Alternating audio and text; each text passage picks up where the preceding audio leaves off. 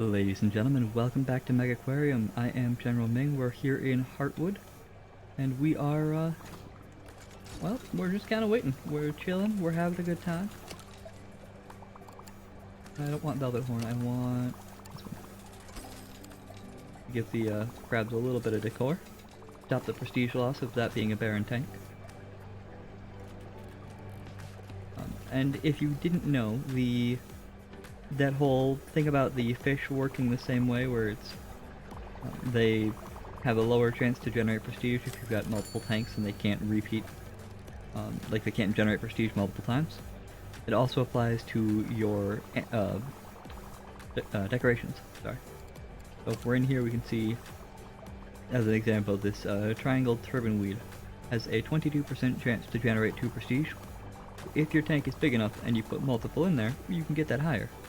But the fact that I've got, 2 of them, or that I've got 11 Velvet Horns, doesn't actually change anything. There's still just a 22% chance, probably. Maybe a little higher. Yeah, 29% chance in that one. So you really kind of have to be a bit deliberate in your decorations, which is nice. I like that. In all of the other Tycoon games that I've played, that's not a thing.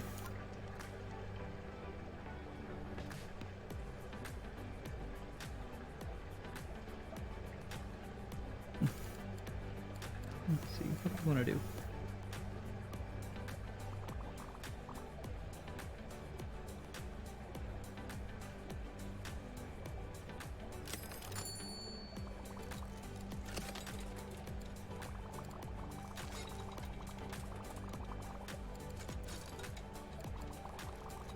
In here that we particularly need. Guess I could put in a coffee machine there, right? That might generate me a little bit of cash. I'm not really sure what the ROI is on a lot of these things. But I assume that it's gotta be worthwhile or they wouldn't have it in the game.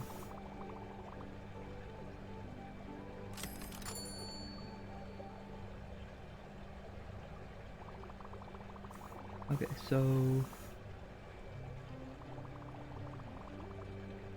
let's see, what do I want to do here?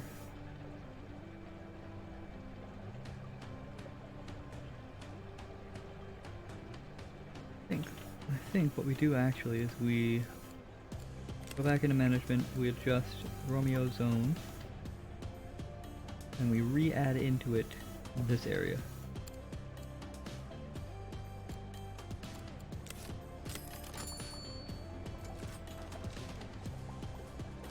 And hopefully that will keep people running down here as well. Getting that done, that's good. Good. We lost another one of the Pie Crust crabs though, which is unfortunate. Starving to death. My guess is we'll probably lose the third one eventually too.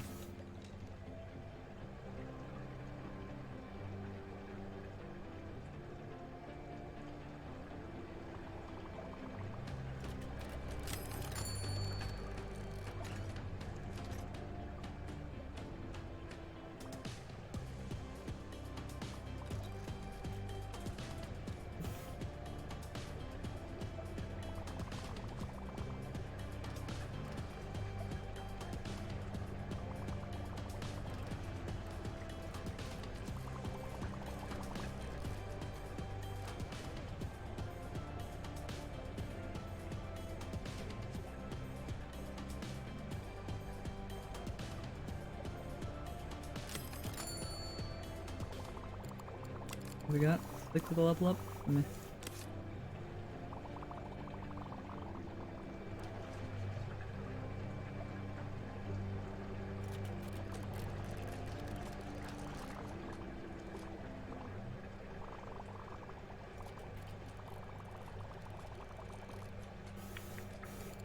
Well, we are making money finally. We're still losing, $1,000 a day in upkeep costs though, which is kind of sucky. Watch it, see, we just lose so much money. And there's just not a good way to bring it back up because I can't control my admission price. So, I'm thinking, I know I said I was going to do this as a 100% run in brutal mode, but the fact of the matter is, it's really just kind of, for lack of a better way to phrase it, it's not enjoyable in brutal mode. Like, I like having things need more upkeep. In a real aquarium, you would be working on these machines practically daily just to make sure that everything is running smoothly. You wouldn't have breakdowns like that, but you'd be checking on them all the time. And I like how the fish are more likely to eat each other, because again, that's a thing that would happen in a real aquarium. But the increased cost doesn't really seem like a challenge to me, it just seems like a time sink. Because once you build a profitable aquarium, then you have a profitable aquarium. I could walk away and come back in, 3 days, real time, and odds are, everything would be exactly how it is right now. With the possible exception of certain, like the last crab might die, I might lose an animal here or there, but for the most part, it'll just run the way it runs. Here's that notification.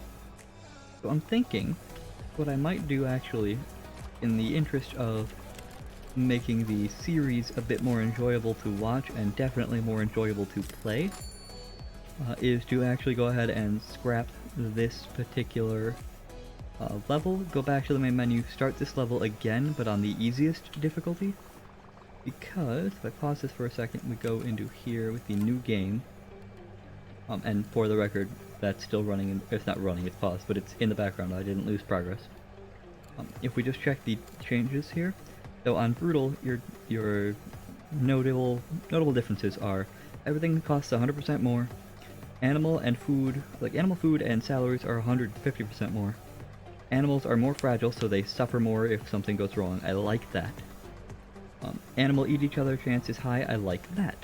Breakdown rate is high. I don't like that it's a breakdown, but I get that's a terminology thing. It's not any different than continual maintenance.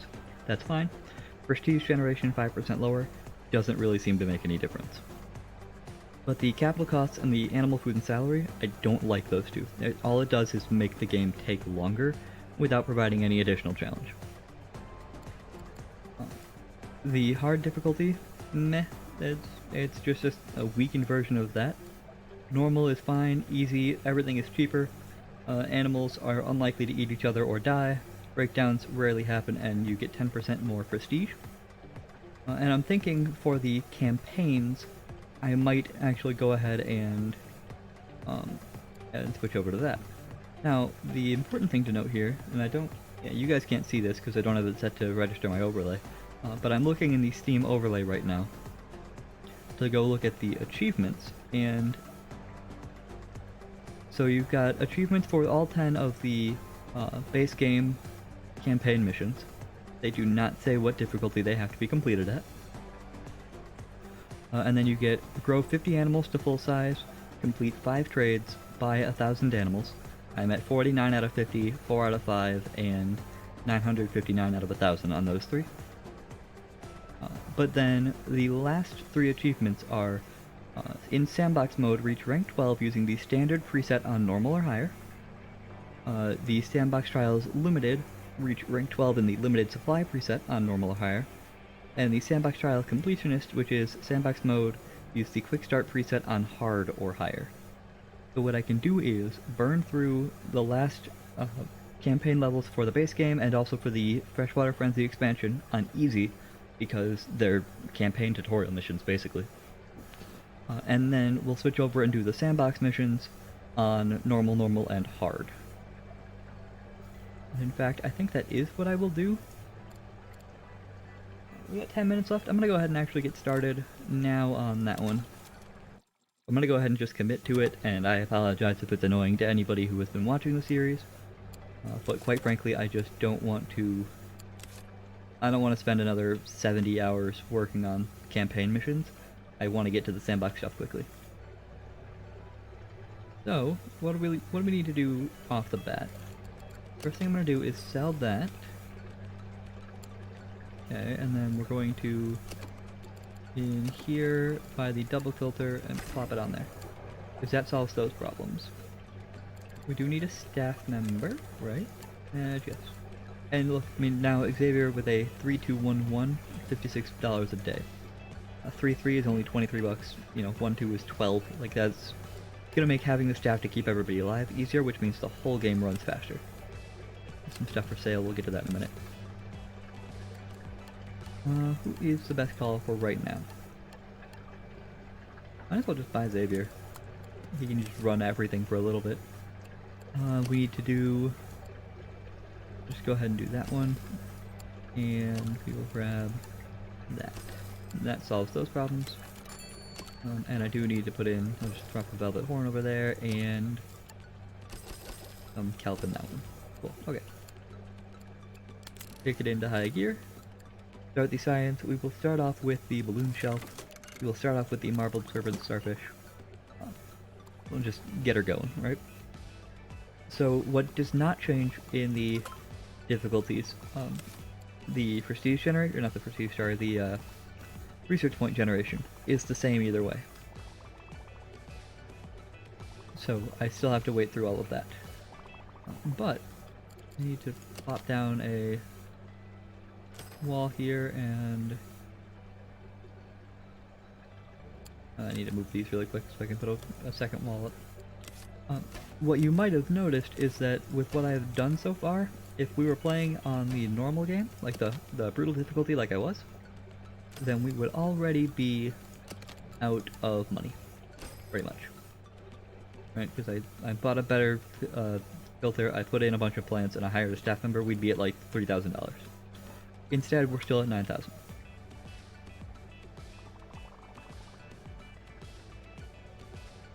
So that's nice. No, this is, we're going to be able to burn through the campaigns a lot faster this way.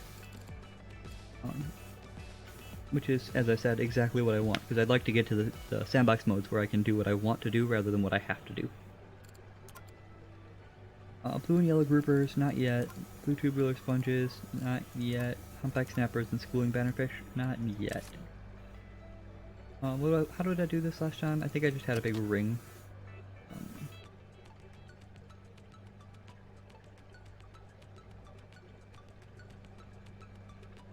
We'll just go ahead and go this way, I think.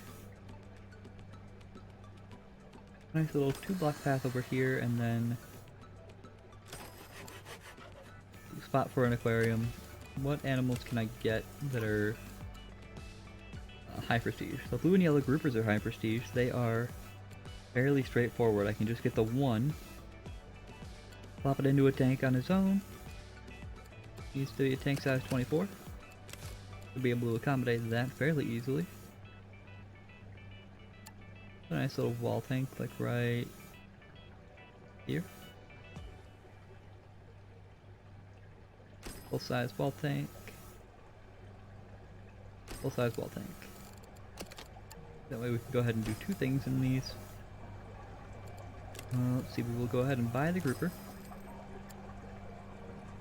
We can place him down immediately, and you know, I've got $8,000, so I'm not worried about not having the material, or the money to buy the material I need. I can go ahead and drop you down like that. Then you need some shelter, which I can manage. This one has K rating of 8, perfect. You want heat and you want filtration.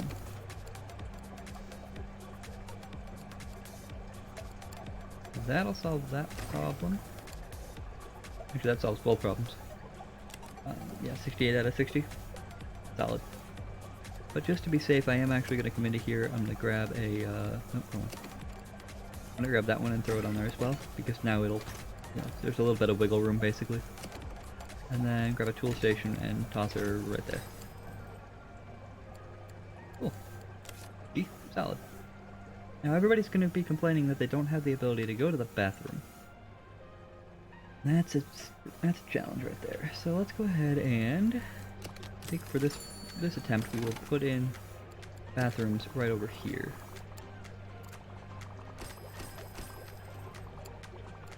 One, two, three bathrooms. Put in the wall, and can I do it? put a bin? I can do a bin. Perfect. Solid, solid. I like this. I like this. Might even turn this into a little mini gift shop as well. Make that a storeroom. But first I want to get another animal in here. I don't need that one anymore. I should cancel. If you want to delete them, we'll just have it set to be urgent stuff only. Humpback snappers require up to size 16, and this gives me 3 of them, so I can't put them in there. You would need 30, and I could do that. Do that perfectly, in fact, but I don't think I want to, because I want more than 6 to maximize prestige gain. So let's go ahead and look at these guys. 2 blue tubular sponges. They are warm water. We'll just go ahead and do it. Pause the game, toss them in there. Fix everything. So starting off, we need the power light. Bam. We need the zooplankton dispenser. Bam. Then I need heat and filtration. Easy peasy. Give me the double filter, like so. And a small heater. Bam. That's a good one.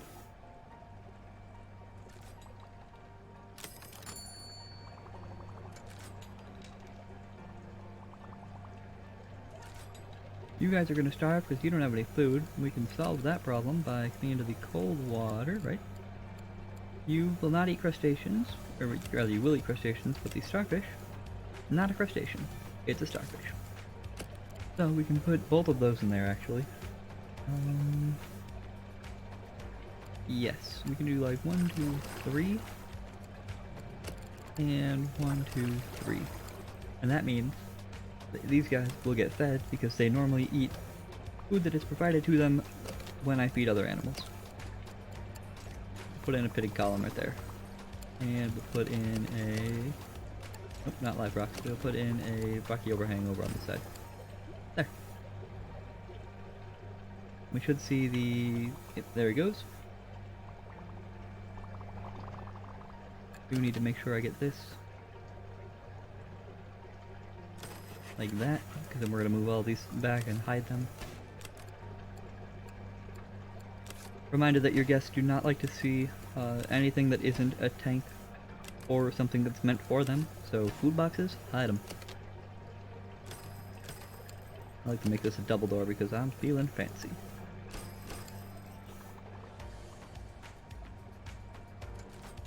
Cool, okay, so, now what? I mean, we're already just about at the same place we were with guests, which is awesome. We're making money hand over fist. Wimps are an underrepresented minority. Copper band butterfly, which is also a wimp. And these guys are not wimps, so I believe, if I recall, there was a way we could make that a thing. Tropical animals, I could put you guys in there. You're a wimp. That's 2 wimps. And right now, I do not have access to a 3rd wimp. But the puffers are wimps. They won't eat people. So that is... okay, we'll switch that over, in fact. Confirm.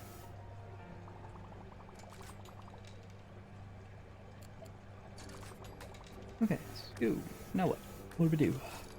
What is the plan?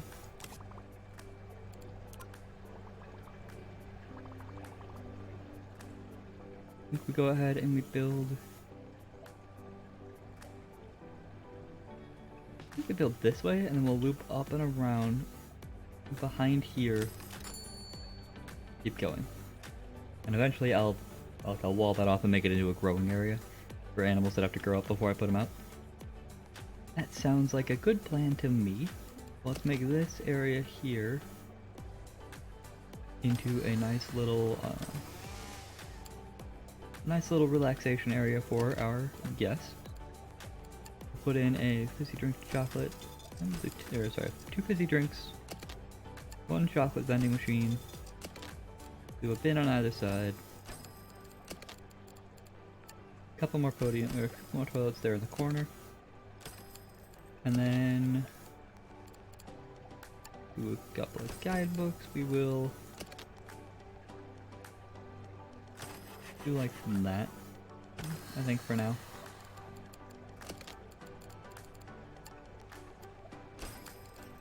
This way I can do like the book supply. Yes, we can do a sponge sink, sure. And then I need, what do I want? I want padded benches, I guess. 1, 2, 3, sure. We will do this, and get that nice and walled off so that it's a nice, like, step into this area type deal.